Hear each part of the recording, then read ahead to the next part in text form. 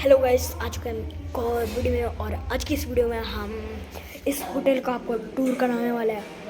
कैसे थोड़ा यूनिक है, तो देखते हैं। तो न्यू डिज़ाइन बने, नए पूरा न्यू होटल। इस होटल का नाम तो मैं अभी रिवील नहीं करूँगा, लेकिन खाना अच्छा है, बहुत अच्छा है। और आप देख सकते हैं, ये देखिए यहाँ पे आपको ये मिल जाता है को हमारे साथ यहाँ पे एकदम इतनी कंफर्टेबल चेयर मिलती है आपको यहाँ पे बैठने के। ये देख सकते हैं आप, इतनी कंफर्टेबल। और आपको हम ये भी दिखा सकते हैं।